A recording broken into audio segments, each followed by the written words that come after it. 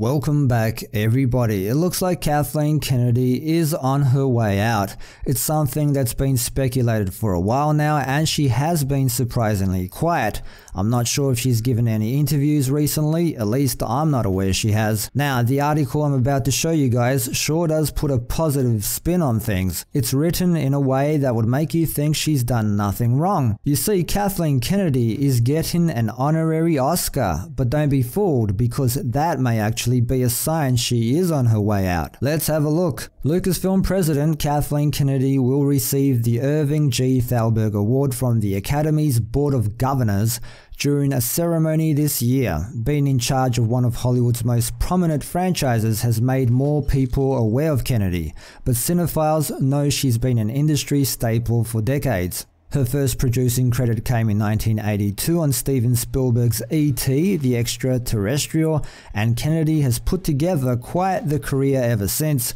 To date, she's been nominated for Best Picture 8 times, most recently for Spielberg's Lincoln. Star Wars discourse is more toxic than ever due to constant debates about The Last Jedi and Solo underperforming at the box office, but Kennedy has been a great asset for the galaxy far, far away. Under her leadership, Star Wars made its triumphant comeback in 2015 with The Force Awakens, which grossed over $2 billion worldwide and earned positive reviews. Despite Solo falling short of expectations, the four most recent Star Wars films have earned more than $4 billion collectively, eclipsing the price Disney paid for Lucasfilm. It's safe to say Kennedy has had a very successful career, and now she's going to be recognized for her efforts. According to Deadline, Kennedy, along with her husband Frank Marshall, will receive the Irving G. Thalberg Award this year. The award honors people whose body of work reflects a consistently high quality of motion picture production. It was last given out in 2010 when Francis Ford Coppola won. Coincidentally, George Lucas was honored with the Thalberg Award back in 1991. Kennedy, who becomes the first woman to receive the award, is certainly deserving of this honor. One look at her resume illustrates she's one of the best in her profession, and she's been involved with some of the most iconic films of all time. A case can be made she would have been given the Thalberg Award much earlier in her career if it were not for Academy rules. For years, Kennedy was a member of the Board of Governors, and members cannot earn honorary Oscars. Now that she's left, isn't that interesting?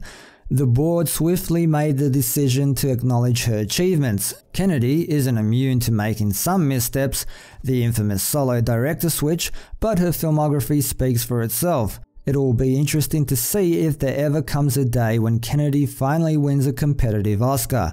The Academy announced plans to introduce a popular film category, which seems tailor-made for one of the many Star Wars films in development. However, due to the category generating tremendous backlash, some Academy members think the organization will reverse course and kill the new award. That could hurt Kennedy's chances, but the Oscars have been open to recognizing genre fare before, so perhaps a Star Wars film could make a Best Picture run at some point.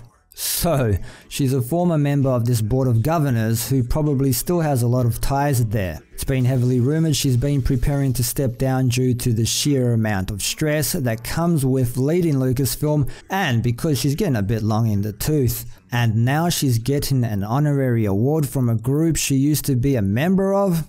Sounds like all the hallmarks of somebody that's about to step down. But to save face, they want to give her an award, so it looks like it has nothing to do with the backlash from fans due to her leadership over at Lucasfilm.